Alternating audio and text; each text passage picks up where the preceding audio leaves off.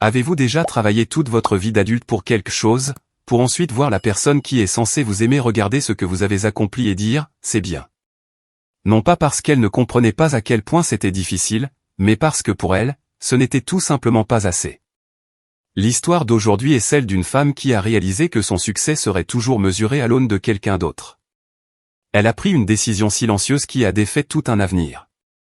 Avant de commencer, si vous êtes attiré par les histoires de force tranquille, de prise de conscience émotionnelle et du moment où quelqu'un se choisit enfin, assurez-vous de vous abonner, d'aimer et de rejoindre cette communauté. Maintenant, commençons. Je m'appelle Lena Whitford. J'ai 33 ans, et pendant la majeure partie de ma vie d'adulte, j'ai cru que si je travaillais assez dur, discrètement, avec constance, sans drame, tout le reste finirait par se mettre en place, l'amour, la stabilité, le partenariat, le genre d'avenir que l'on n'a pas besoin d'expliquer ou de défendre. Mardi dernier était censé être la preuve que je ne m'étais pas trompé. Je travaille dans la finance d'entreprise. Ce n'est pas Tapa accent grave-l'œil.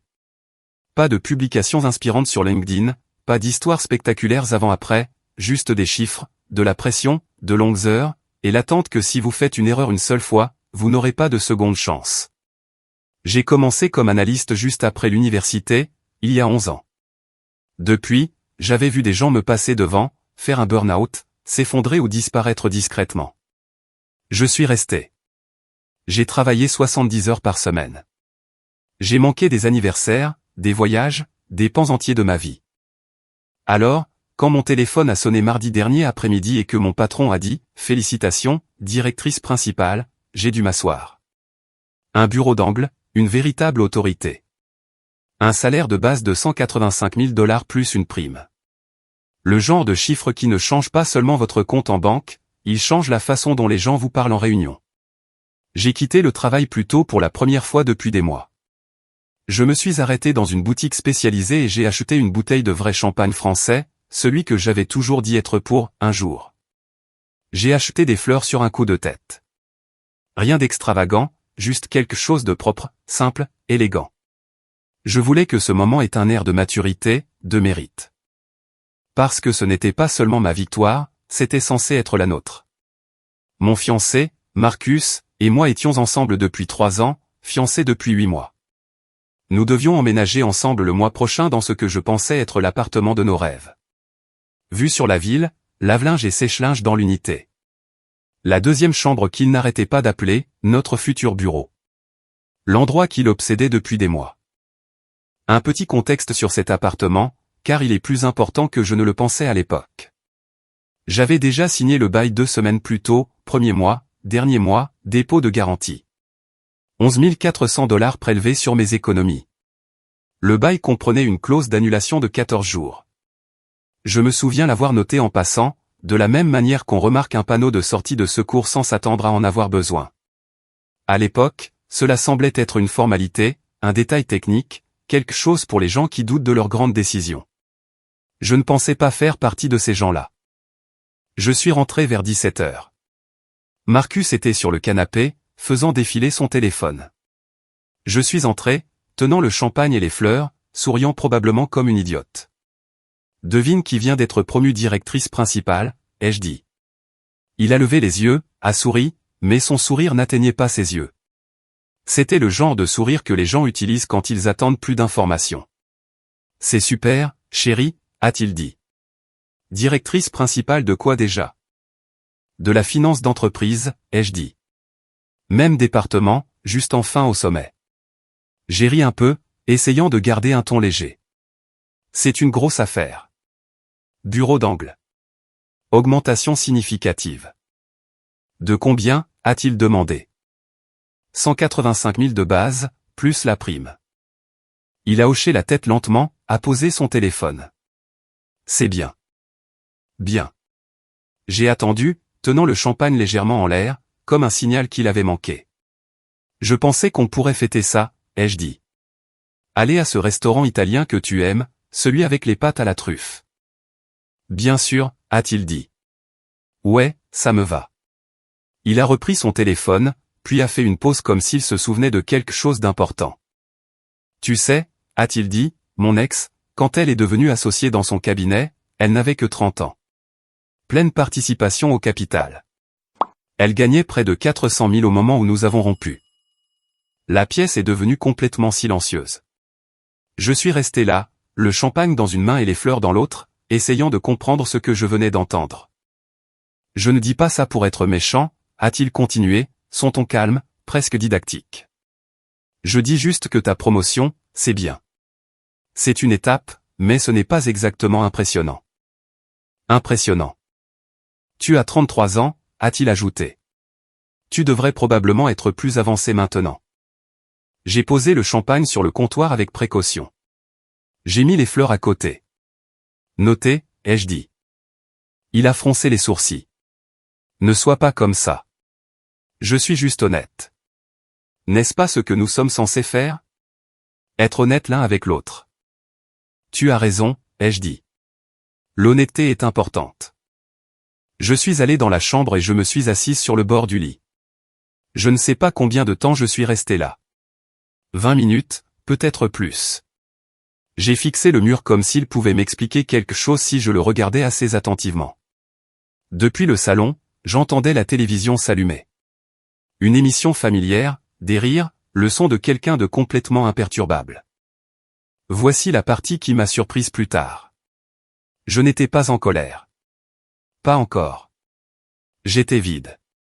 En une seule conversation, l'homme que j'étais censé épouser avait pris la meilleure nouvelle de ma carrière de 10 ans et l'avait réduite à « bien ». Il m'avait mesuré à une femme de son passé, sans qu'on le lui demande, nonchalamment, et m'avait jugée insuffisante. Cette nuit-là, je n'ai pas dormi. Je n'arrêtais pas de me repasser ces mots en boucle, comme une mauvaise ligne de compte que l'on n'arrive pas à justifier. Ta promotion ne m'impressionne pas. Tu devrais être plus avancé maintenant. Comme si j'étais un actif sous-performant. Le lendemain matin, Marcus est parti travailler comme si de rien n'était. Il m'a embrassé sur la joue. A mentionné que nous devions regarder des meubles pour le nouvel appartement. M'a demandé si je préférais le noyer ou le chêne. L'appartement à $3 800 par mois pour lequel j'avais signé. Seul. J'ai regardé la porte se refermer derrière lui et je suis resté là, dans le calme, prenant soudain conscience de la force du silence quand il vous dit enfin la vérité. Sur le comptoir de la cuisine, mon ordinateur portable était ouvert. Le contrat de location était toujours affiché de la veille au soir. Je n'avais pas l'intention de le relire. Mes yeux se sont posés une fois de plus sur la même ligne. Clause d'annulation de 14 jours. Pour la première fois depuis l'appel de promotion, ma poitrine ne s'est pas sentie serrée. Elle s'est sentie claire. Et c'est à ce moment-là que tout a changé. Je n'ai pas confronté Marcus ce soir-là. Non pas parce que j'avais peur de la dispute, mais parce que je savais déjà comment ça se passerait. Il s'expliquerait calmement, raisonnablement. Il me dirait que je prenais les choses trop à cœur, que je déformais ses paroles, qu'il essayait juste de m'aider. Et d'une manière ou d'une autre, à la fin, je m'excuserais d'être sensible au lieu de me demander pourquoi mon succès avait eu besoin d'être corrigé. Alors je suis resté allongé dans le noir, fixant le plafond, écoutant sa respiration à côté de moi, régulière, sans trouble, tandis que mon esprit tournait en rond. Pas impressionnant. C'est la désinvolture de ce mot qui blessait le plus. Pas crier, pas jeté comme une arme, juste énoncé, comme un fait qu'il supposait que nous comprenions tous les deux. Au matin, je n'avais toujours pas dormi. Marcus s'est levé le premier, a pris sa douche, s'est habillé, a traversé l'appartement avec l'aisance de quelqu'un qui se sentait complètement chez lui. Il s'est penché, m'a embrassé sur la joue et a dit « On devrait regarder des tabourets de bar pour le nouvel appartement ce soir. L'îlot est plus grand que celui-ci. » Je l'ai regardé partir, puis je me suis assise à la table de la cuisine bien après que la porte se soit refermée. Mon café a refroidi. Le champagne de la veille était toujours sur le comptoir, intact. Les fleurs avaient déjà commencé à se faner sur les bords. J'ai ouvert mon ordinateur portable sans vraiment y penser. Le contrat de location s'est chargé automatiquement, toujours ouvert de la veille. J'ai fait défiler le paragraphe sur l'annulation, puis je suis remonté, je l'ai relu, plus lentement cette fois. 14 jours, sans pénalité, remboursement complet. J'ai fermé l'ordinateur portable. Je n'étais pas encore prête à décider quoi que ce soit, mais quelque chose avait changé. Un recalibrage silencieux, comme quand on se rend compte qu'on a lu la carte à l'envers. Le reste de la journée s'est passé dans un flou. Marcus m'a envoyé un texto du travail, tu as vu le canapé que j'ai envoyé? Je pense à un gris anthracite. Aussi, tu veux la deuxième chambre comme bureau ou comme chambre d'amis? J'ai répondu par des réponses courtes. Ça a l'air bien. Les deux me vont. On en reparlera plus tard. Il n'a rien remarqué d'anormal. Pourquoi l'aurait-il fait? Dans sa version des faits, il venait juste d'être honnête avec sa partenaire. Et les partenaires honnêtes ne partent pas pour une seule conversation. Ce soir-là, je me suis surprise à repenser à des choses que j'avais ignorées auparavant. La façon dont il levait les yeux au ciel quand je parlais du stress au travail. Comment il vérifiait son téléphone pendant que je racontais mes histoires mais attendait toute mon attention pendant les siennes. Les commentaires sur son ex qui revenaient un peu trop souvent, toujours présentés comme une motivation. Elle avait réussi plus jeune. Elle avait de meilleurs instincts. Elle avait su le pousser. Je n'avais jamais été en compétition. Je n'avais jamais pensé que j'en avais besoin, jusqu'à maintenant. Ce soir-là, Marcus m'a demandé si je voulais commander à emporter. J'ai dit que je n'avais pas faim. Il a haussé les épaules, a commandé pour lui et a mangé sur le canapé en parcourant des annonces de tapis. Je l'ai observé depuis l'embrasure de la porte et j'ai réalisé quelque chose qui m'a glacé. Il n'était pas cruel. Il était convaincu d'avoir raison. Et cela signifiait que ce n'était pas une question de mauvaise journée, d'insécurité ou de stress. C'était sa façon de voir le monde. Sa façon de mesurer les gens. Sa façon de m'avoir mesuré depuis le début. Je suis allé me coucher tôt, seul. À un moment de la nuit, il s'est glissé à côté de moi et a passé un bras autour de ma taille. C'était inconnu, lourd. Je n'ai pas bougé. J'ai fixé l'obscurité et j'ai pensé à l'appartement avec la vue sur la ville. Celui pour lequel j'avais signé avec mon propre argent. Celui dont il parlait comme s'il était déjà à lui. J'ai pensé à la facilité avec laquelle ma décennie de travail avait été réduite à un critère que je n'avais pas atteint. Et je me suis posé une question que je ne pouvais plus ignorer, s'il me voit comme ça à mon meilleur, que se passera-t-il la première fois que je prendrai du retard? La réponse est venue doucement, mais elle était très claire. Au matin, je savais que je n'étais pas en colère. J'en avais fini d'attendre d'être assez impressionnante pour quelqu'un qui regarderait toujours au-delà de moi.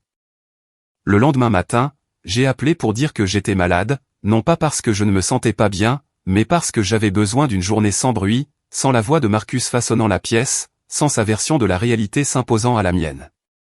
L'appartement semblait différent à la lumière du jour, plus petit, comme s'il avait déjà commencé à rétrécir autour de la vie qu'il concevait à l'intérieur. Je me suis assise à la table de la cuisine avec mon ordinateur portable ouvert et le bail de nouveau affiché. Je me suis dit que je le relisais simplement, que je ne prenais encore aucune décision. Mais mes yeux sont allés directement au même paragraphe, toujours valable, toujours clair, toujours mien. J'ai fixé l'écran pendant un long moment, puis j'ai pris mon téléphone et j'ai appelé le bureau de la gestion immobilière. Ma voix semblait plus stable que je ne le sentais. « Bonjour », ai-je dit. J'appelle au sujet d'un bail que j'ai signé il y a 12 jours. Je voulais confirmer la politique d'annulation. La femme au bout du fil était efficace, polie, sans émotion. « Oui », a-t-elle dit. « Vous êtes toujours dans la fenêtre de 14 jours. Remboursement complet de tous les dépôts. Le traitement prend 5 à 7 jours ouvrables. Souhaitez-vous procéder ?» C'était là. Pas de drame, pas de jugement, juste un choix. « Oui », ai-je dit, « veuillez annuler le bail. » Elle a confirmé mon email, m'a remercié. C'était tout. Quand j'ai raccroché, je n'ai pas ressenti de soulagement. Pas encore. Je me sentais silencieuse, comme une pièce après que les meubles ont été enlevés. À midi, j'avais trouvé un studio à 15 minutes de mon bureau. Un immeuble plus ancien, de la moquette beige, des appareils qui semblaient avoir survécu à au moins 2 décennies de négligence. La salle de bain avait de minuscules carreaux hexagonaux qui ne seraient jamais entièrement propres, peu importe à quel point on frottait. 45 mètres carrés, 1200 $ par mois, charges comprises, de mois en mois. Ce n'était pas ambitieux, mais c'était à moi. J'ai signé les papiers cet après-midi-là, payé 2400 $ au total, premier mois et dépôt. En retournant à ma voiture, le contraste m'a frappé de plein fouet. 11 400 $ que j'avais failli donner pour un style de vie qui m'obligeait à continuer de faire mes preuves. 2400 $ pour la paix. Ce soir-là, Je suis retourné à l'appartement que Marcus et moi partagions depuis 1 an et j'ai commencé à faire mes valises. Juste mes affaires, les vêtements que j'avais achetés, les livres que j'aimais, l'électronique que j'avais payée, les articles de cuisine que j'avais apportés quand nous avions emménagé. Chaque carton semblait délibéré, en cran. Il est rentré alors que je chargeais les derniers cartons dans ma voiture. « Qu'est-ce que tu fais ?» a-t-il demandé, la confusion se muant en incrédulité. « Je déménage », ai-je répondu.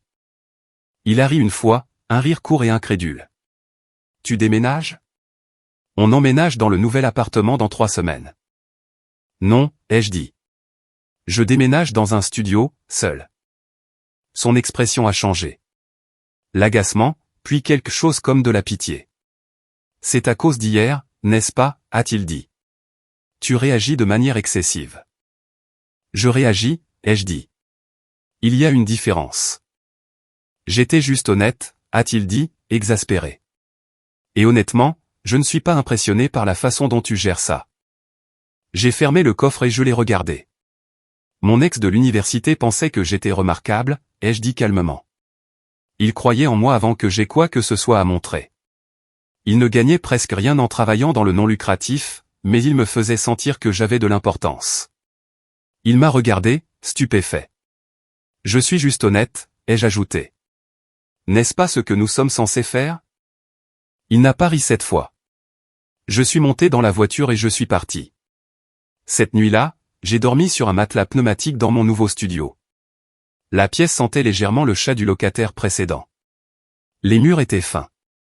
Le lampadaire extérieur vacillait, et j'ai dormi mieux que je ne l'avais fait depuis des mois. L'annulation du bail a été traitée le lendemain. Mes dépôts étaient déjà en route vers mon compte. Marcus ne le savait pas. Il pensait que nous emménagions toujours ensemble, que nous planifions encore, que nous construisions encore. Il m'a envoyé des textos sur les couleurs de peinture, l'agencement des meubles, m'a demandé si je préférais un canapé d'angle ou un canapé simple. J'ai répondu poliment, vaguement, ça a l'air bien. On verra. Parlons-en plus tard. Je savais que je devais mettre fin à tout ça proprement, directement. Mais une partie de moi, juste une petite partie honnête, voulait qu'il se tienne dans cet immeuble de luxe avec ses certitudes et voit ce qui se passe quand on traite quelqu'un comme s'il était remplaçable. Était-ce mesquin? Probablement. Est-ce que ça m'importait? Pas le moins du monde. La première semaine s'est déroulée tranquillement. Trop tranquillement. Je suis resté dans mon studio, déballant lentement, délibérément, comme si je m'apprenais à exister dans un espace plus petit sans me réduire. J'ai empilé les livres sur le sol jusqu'à ce que je puisse me permettre une étagère. J'ai accroché 2 chemisiers dans le placard et j'ai laissé le reste plié dans des boîtes. J'ai acheté une bouilloire bon marché et une seule tasse que j'aimais. Tout semblait temporaire, mais honnête. Marcus pensait que je restais chez une amie. Il n'a pas demandé laquelle. Cela aurait dû tout me dire. Il m'envoyait des textos quotidiens sur l'appartement, sur la logistique, sur un avenir qui, dans son esprit, était toujours verrouillé. Tu aimes le crème ou le blanc pour les murs? Les déménageurs ont besoin d'un décompte. Je pense que l'alcôve serait parfaite pour un bureau. J'ai répondu avec parcimonie. Neutre, sans engagement. Les deux me vont. On peut régler ça. Tu as bon goût. Il ne m'a jamais demandé comment j'allais. À la fin de la première semaine, il semblait satisfait, confiant que je m'étais calmé, confiant que ce n'était qu'une phase dont je sortirais une fois que la réalité reprendrait ses droits. La deuxième semaine, c'est la réalité qui s'est présentée à la place. Mardi soir, j'ai entendu frapper à ma porte. Je n'avais pas donné ma nouvelle adresse à Marcus. Pas directement, mais il avait toujours été doué pour assembler les pièces du puzzle quand cela lui profitait. J'ai ouvert la porte et son expression a changé à la seconde où il est entré. Il s'est figé. Le studio était exactement ce qu'il était, petit, démodé, clairement habité. Pas de lave-vaisselle, une cuisinière avec un brûleur qui mettait plus de temps que les autres à chauffer, une salle de bain si étroite qu'il fallait se mettre de côté pour fermer la porte. Il est resté là, les yeux balayant la pièce comme s'il traversait un récit édifiant. « C'est ici que tu logeais ?» a-t-il demandé lentement. « Oui, c'est petit. C'est abordable. » Il a froncé les sourcils. « On est sur le point d'emménager dans un appartement à 3 800 $ par mois. Pourquoi vis-tu comme une étudiante qui vient de se faire larguer? Je n'ai pas répondu. Il a fait quelques pas de plus, son visage se crispant à chaque détail. Il n'y a même pas de lave-vaisselle, a-t-il dit. Et attends, c'est de la moisissure dans le coin. C'est du caractère. Il s'est tourné vers moi, incrédule. Cet endroit est déprimant, Léna. C'est là que vivent les gens qui ont renoncé à eux-mêmes. C'était ça. Le même ton, la même supériorité tranquille. Ce n'est pas à propos de l'appartement, a-t-il dit rapidement, agitant une main. C'est à propos de ce que j'ai dit l'autre soir, n'est-ce pas? Que as-tu dit, ai-je demandé. Il a soupiré, déjà agacé par l'effort d'expliquer. Tu m'as mal compris. Je ne disais pas que tu n'as pas de succès. Je disais que tu pourrais avoir plus de succès. Il y a une différence. En te comparant à mon ex, je l'utilisais comme un exemple de ce qui est possible, a-t-il dit. C'est de la motivation. C'est ce que font les bons partenaires. Ils se poussent mutuellement. Je l'ai regardé. Vraiment regardé cette fois. Il y croyait complètement. Tu es si sensible parfois, a-t-il ajouté. Tu le sais, n'est-ce pas? Je n'ai pas répondu. Le silence s'est étiré entre nous, lourd et inflexible. Il a bougé, mal à l'aise, non pas parce qu'il doutait de lui-même, mais parce que je ne jouais pas mon rôle habituel. Finalement, il a expiré brusquement. Tu vas te ressaisir, a-t-il dit. Tu le fais toujours. Il est parti, agacé, mais certain. Certain que c'était temporaire. Certain que mon indépendance était un caprice, pas une décision.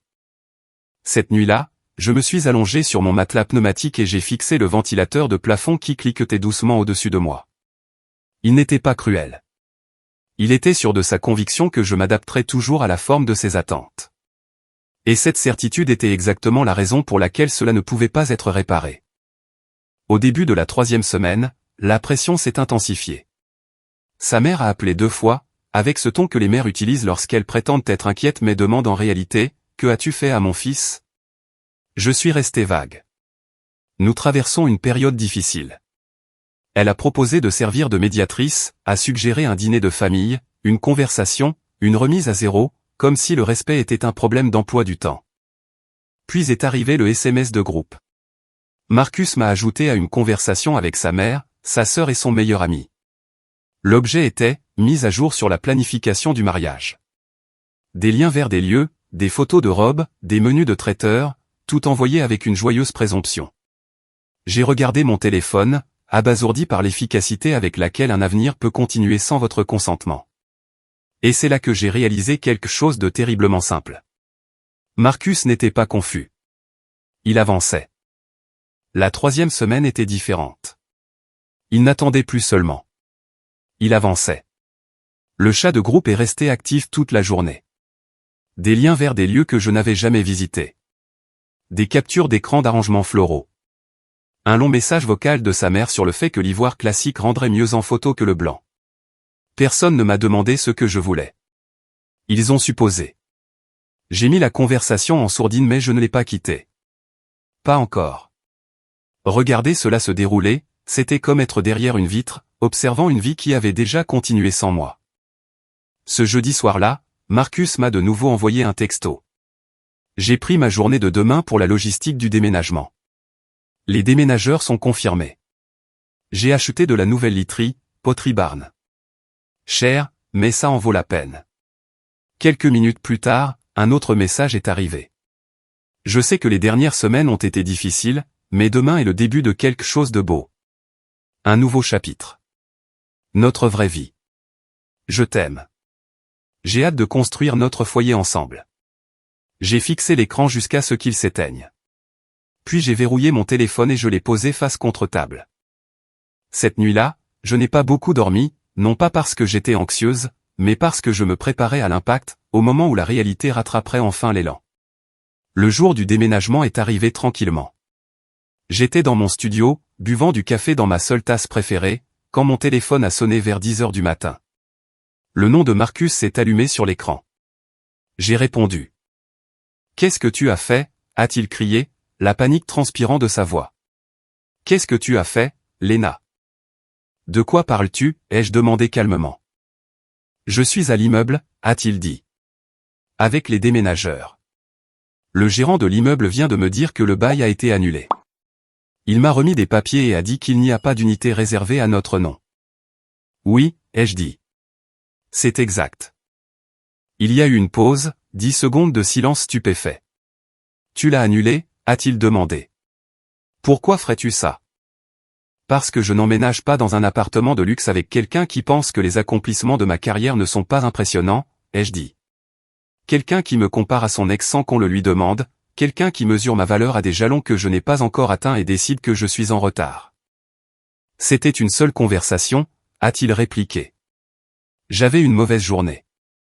Mon patron a critiqué mon rapport trimestriel. Je me sentais en insécurité.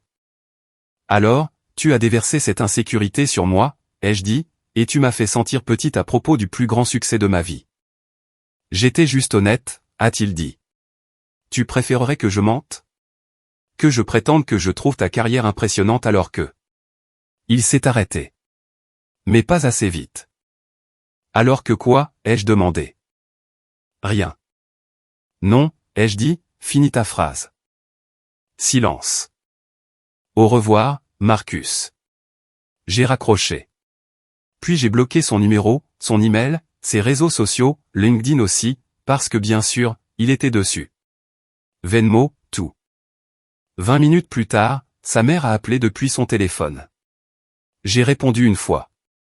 Juste une fois. Tu dois réparer ça, a-t-elle dit sans me saluer. Mon fils est dans un parking avec un camion de déménagement et nulle part où aller. Les déménageurs facturent à l'heure. As-tu la moindre idée de l'humiliation que c'est?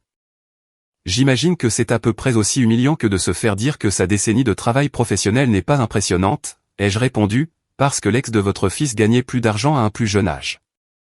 Il ne le pensait pas comme ça, a-t-elle répliqué sèchement. Il le pensait exactement comme ça, ai-je dit. Et il a insisté ce matin. Tu es mesquine, a-t-elle dit. Vindicative. Aucune vraie femme ne fait ça. Je ne l'ai pas laissé en plan, ai-je dit. Il a de la famille. Il a des ressources.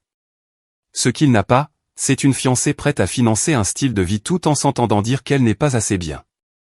Elle m'a traité de cruel, d'immature. A dit que je le regretterais quand aucun homme ne voudrait de quelqu'un d'aussi fragile. Je l'ai laissé finir. Bonne journée, ai-je dit, et j'ai raccroché.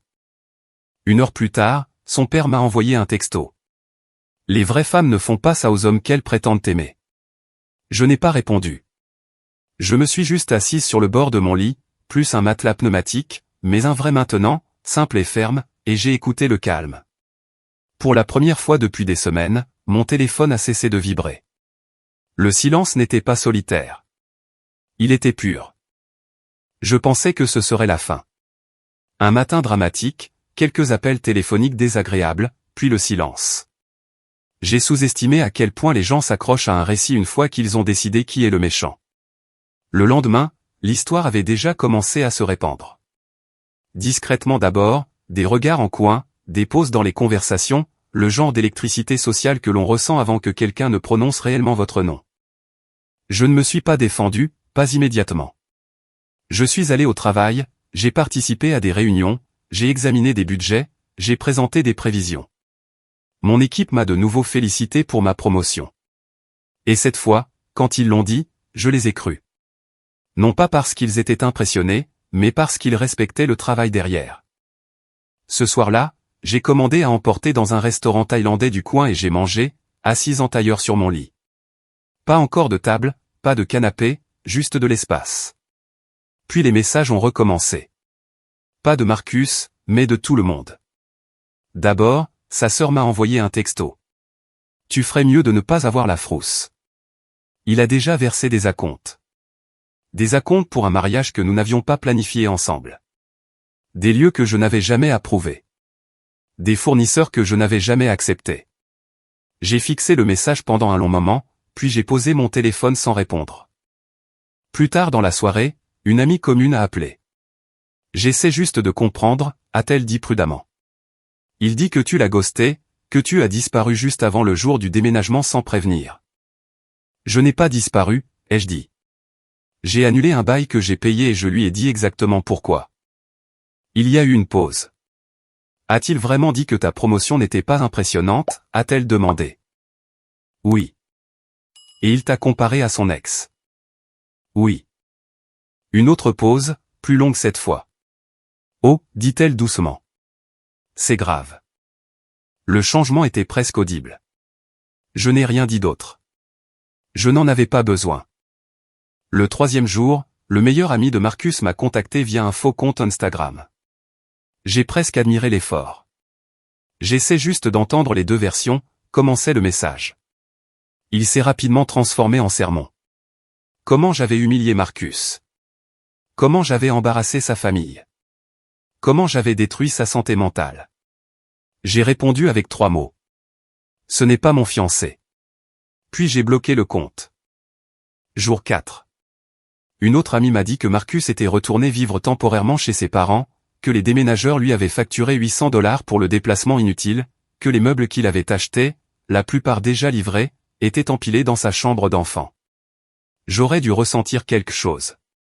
De la culpabilité, de la satisfaction, de la justification. Au lieu de ça, je me sentais juste lasse. Car voici la partie que personne ne semblait comprendre. Ce n'était pas une punition. C'était un alignement. J'avais passé des années à m'adapter, mon ton, mes attentes, mes besoins, pour m'intégrer dans un avenir que quelqu'un d'autre concevait. Annuler ce bail n'était pas une vengeance. C'était une correction. Le 5e jour, une lettre est arrivée. Une vraie lettre. 5 pages manuscrites sur du papier épais avec ses initiales en relief en haut. J'ai reconnu le papier à lettres. J'avais dit une fois que c'était excessif.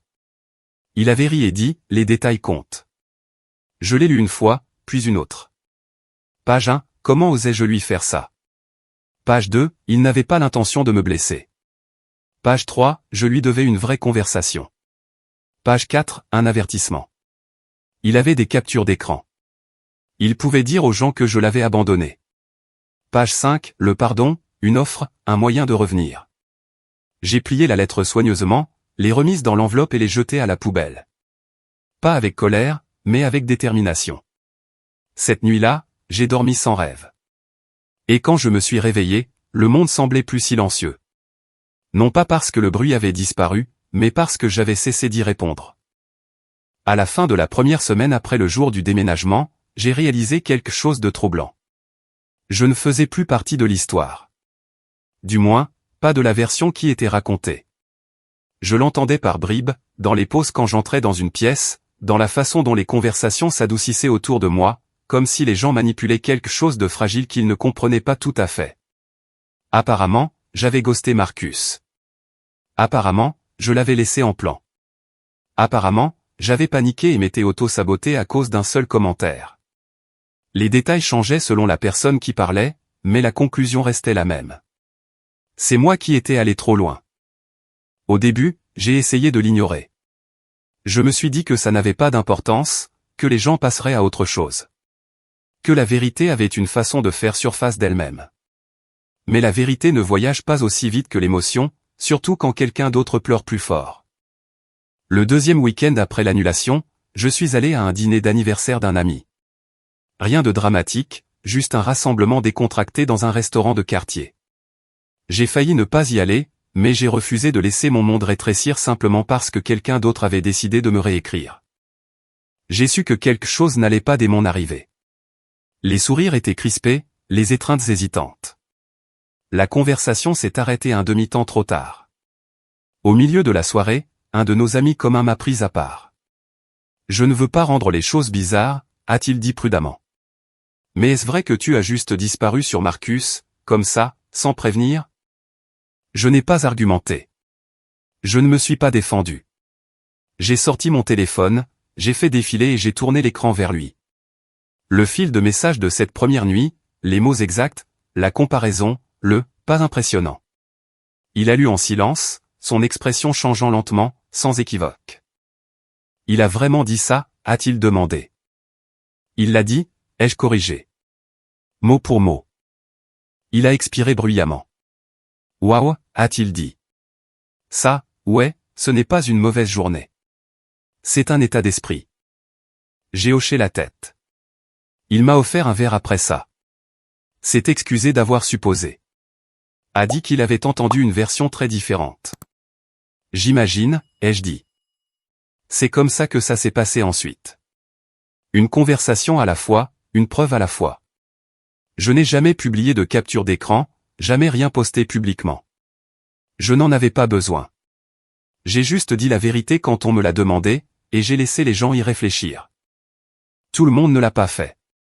Certains ont immédiatement choisi le camp de Marcus, disant que j'étais froide, calculatrice, trop axée sur ma carrière, comme si l'ambition était un défaut moral au lieu d'un trait qu'ils avaient admiré jusqu'à ce qu'ils cessent de leur profiter. Je les ai laissés partir. D'autres sont restés neutres, nous ont évités tous les deux, ont changé de sujet, ont pris la voie de la sagesse. Et quelques-uns, discrètement, en privé, m'ont contacté pour me dire qu'ils comprenaient, qu'ils étaient passés par là, qu'ils avaient ignoré des commentaires comme ça pendant des années, qu'ils auraient aimé partir plus tôt. Un soir, près de 2 semaines après le jour du déménagement, j'ai croisé la sœur de Marcus dans une épicerie. Elle m'a vu la première. Son chariot s'est immobilisé au milieu de l'allée. Ses yeux m'ont balayé rapidement, d'un air évaluateur, comme si elle cherchait des signes de regret. « Tu l'as vraiment blessé ?» a-t-elle dit finalement. « Je sais » ai-je répondu. Elle a semblé surprise que je n'argumente pas, mais tu sais quoi, ai-je ajouté. Lui aussi. Elle n'a pas eu de réponse à ça. Elle a juste secoué la tête et s'en est allée. C'est à ce moment-là que j'ai compris. Les gens n'étaient pas en colère parce que j'avais fait quelque chose de mal. Ils étaient en colère parce que j'avais fait quelque chose d'inattendu. J'étais sorti du rôle avec lequel ils étaient à l'aise, celle qui est raisonnable, celle qui pardonne, celle qui absorbe tranquillement la déception et fait avancer les choses. J'ai perturbé le récit, et la perturbation ressemble toujours à de la cruauté pour les gens qui bénéficient du statu quo. Ce soir-là, de retour dans mon studio, j'ai déballé le dernier carton. Il contenait des choses que je n'avais pas touchées depuis des années. De vieux carnets, un certificat encadré de ma première promotion, une photo de moi au début de la vingtaine, debout devant mon premier immeuble de bureau, souriant comme si je n'arrivais pas à croire que j'avais le droit d'être là. J'ai posé la photo sur l'étagère et j'ai reculé. Je ne reconnaissais plus cette femme, mais je la respectais parce qu'elle m'avait amené ici. Et pour la première fois depuis que tout cela avait commencé, j'ai ressenti quelque chose qui s'approchait de la certitude. Laissez-les raconter leur histoire. Je vivais enfin la mienne. C'est arrivé par accident. C'est ce qui a rendu les choses pires. J'étais dans un café où j'allais rarement. Trop loin de mon studio.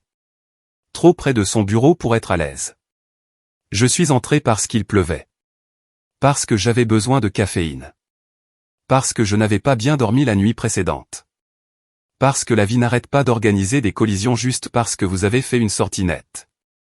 J'attendais ma commande quand j'ai entendu mon nom. Léna. Je savais de qui il s'agissait avant de me retourner. Marcus se tenait à quelques mètres derrière moi, tenant un gobelet en papier qu'il n'avait pas touché. Il avait l'air usé. Pas de façon dramatique, pas d'une manière qui implorait la pitié, juste un peu plus effacé, comme quelqu'un qui avait rejoué la même conversation encore et encore, espérant qu'elle finirait par changer. Il n'était pas seul. Une femme se tenait à ses côtés, quelqu'un que je ne reconnaissais pas, une collègue peut-être, ou une amie enrôlée pour un soutien émotionnel. « On peut parler ?» a-t-il demandé. Juste 5 minutes. J'ai envisagé de dire non, non pas parce que j'avais peur, mais parce que je savais déjà comment la conversation se déroulerait. Pourtant, j'ai hoché la tête. 5 minutes semblaient surmontables. Nous nous sommes écartés près de la fenêtre. La pluie striait la vitre en lignes inégales. J'ai fait un seul commentaire, a-t-il dit immédiatement. Pas de salutation, pas de préambule. Un seul commentaire un mauvais jour où j'étais stressé et en insécurité, et tu as détruit tout ce que nous avons construit en 3 ans. Je l'ai laissé finir. Penses-tu vraiment que c'était proportionné, a-t-il demandé. J'ai croisé son regard, calme, stable. Tu n'as pas fait un seul commentaire, ai-je dit. Tu as révélé un critère de jugement. Ce n'est pas juste. Rien de tout cela n'est juste, ai-je répondu. Mais c'est honnête. Sa mâchoire s'est crispée. J'ai eu tort, a-t-il dit rapidement. D'accord, je l'admets. Je n'aurais pas dû te comparer à qui que ce soit. Je n'aurais pas dû dire que ta promotion n'était pas impressionnante. Il a fait une pause, observant attentivement mon visage. Elle est impressionnante, a-t-il ajouté. Tu as travaillé dur pour l'obtenir. C'était ça. La performance, le timing. C'est ce que tu veux entendre, a-t-il demandé. Parce que je le dis. J'ai secoué la tête lentement. Je voulais l'entendre quand ça comptait, ai-je dit. Pas quand il y a des conséquences. Alors c'est tout, a-t-il demandé.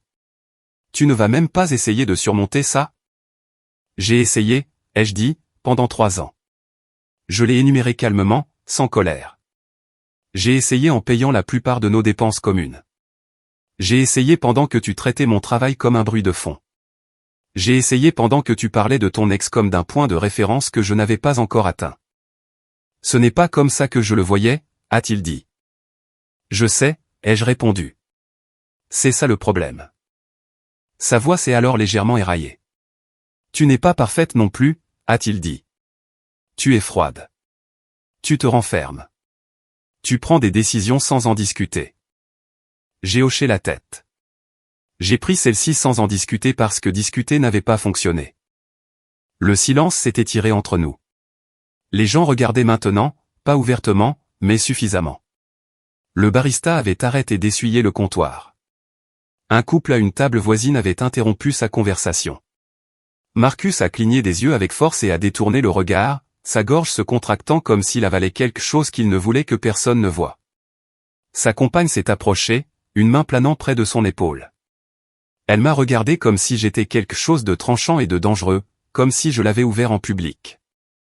J'ai pris mon café quand mon nom a été appelé. J'espère que tu comprendras par quoi tu mesures vraiment les gens, ai-je dit doucement.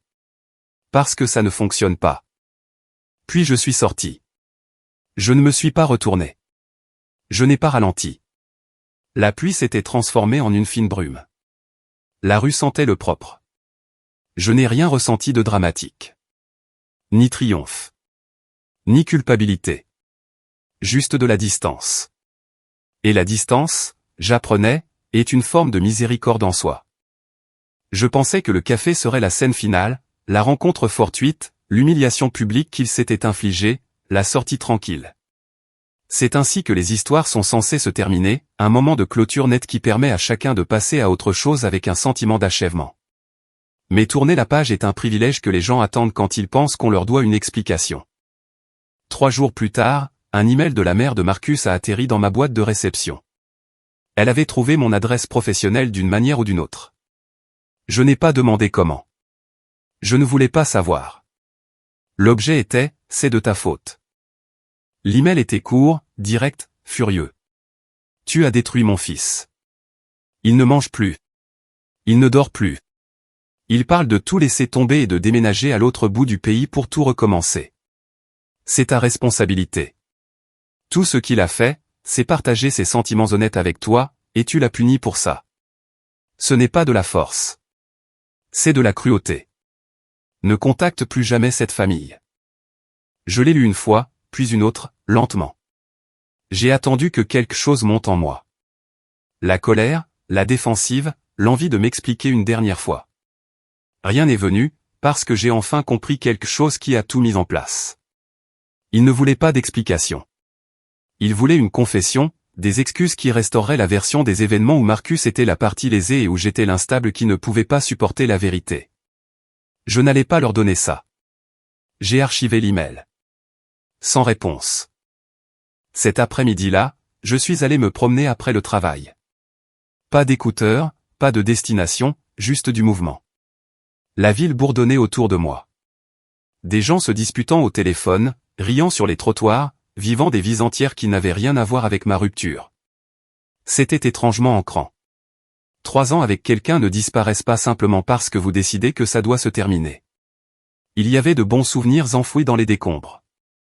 Des voyages que nous avions faits. Des blagues que nous seuls comprenions. Des nuits où l'on se sentait en sécurité simplement parce que nous étions ensemble. Perdre ça faisait encore mal. Mais la douleur n'était pas la même chose que le regret. Le regret aurait signifié rester. Ce soir-là, je me suis assise par terre dans mon studio et je me suis appuyée contre le mur, mangeant des restes directement dans le récipient. L'espace était calme. Pas de commentaires, pas de correction, personne n'évaluant si mes choix étaient assez impressionnants pour mériter une approbation. Mon téléphone a vibré une fois. Un texto d'un numéro inconnu. Je ne l'ai pas ouvert. Je l'ai bloqué. Puis j'ai posé le téléphone face contre table et j'ai laissé le silence s'installer. Pour la première fois depuis que tout cela a commencé, je n'avais plus l'impression de réagir. Je me sentais achevé. Cela fait environ 6 semaines depuis le jour du déménagement. Assez longtemps pour que le bruit s'estompe. Assez longtemps pour que des habitudes s'installent. Assez longtemps pour que je fasse la différence entre le manque de quelqu'un et le manque de la personne que je pensais qu'il était. Le studio ne semble plus temporaire. J'ai acheté un vrai canapé le week-end dernier. Rien d'extraordinaire, un canapé d'angle gris d'un magasin de meubles d'usine qui sentait légèrement la poussière d'entrepôt et le tissu neuf. Je l'ai monté moi-même par les escaliers parce que l'immeuble n'a pas d'ascenseur.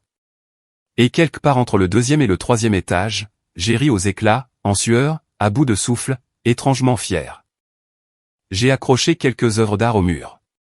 Pas cher, juste des choses qui donnaient à l'espace une impression d'être à moi. Une bonne cafetière trône maintenant sur le comptoir. Le genre qui rend les matins plus faciles sans prétendre être luxueux. C'est petit, mais c'est honnête. Le travail a été bon, chargé, stimulant de la manière qui vous aiguise au lieu de vous épuiser. Mon équipe me traite différemment maintenant, non pas à cause du titre, mais parce que j'ai arrêté de m'excuser de prendre de la place. Mon patron a mentionné presque nonchalamment que je suis déjà considéré pour le prochain niveau dans quelques années. Plus avancé que quiconque ne s'y attendait. Imaginez ça. Je n'ai pas eu de nouvelles de Marcus directement depuis des semaines. Le réseau d'amis communs s'est pour la plupart calmé. Quelques personnes ont choisi son camp. Quelques-unes ont choisi le mien. La plupart ont fait ce que les adultes finissent par faire quand le drame perd de sa nouveauté. Ils sont passés à autre chose. Parfois, tard dans la nuit, je pense encore au bon moment. 3 ans, ce n'est pas rien. Nous avons eu de vrais moments. Du confort, de la familiarité, des blagues privées qui auraient encore du sens si je les entendais aujourd'hui. Perdre ça fait mal même lorsque la perte est nécessaire. Mais ensuite, je me souviens du son de sa voix quand il a dit que ma promotion n'était pas impressionnante.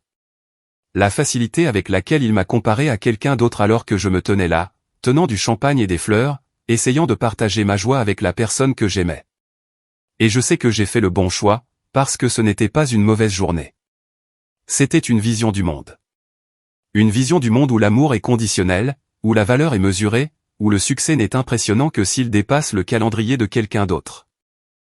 Je ne vis pas dans un appartement de luxe avec vue sur la ville. Je vis dans un petit studio avec des carreaux de salle de bain hexagonaux et une vue sur le parking. Mais je vis aussi sans quelqu'un qui pensait que je n'étais pas assez. Et cet échange, il valait chaque mètre carré.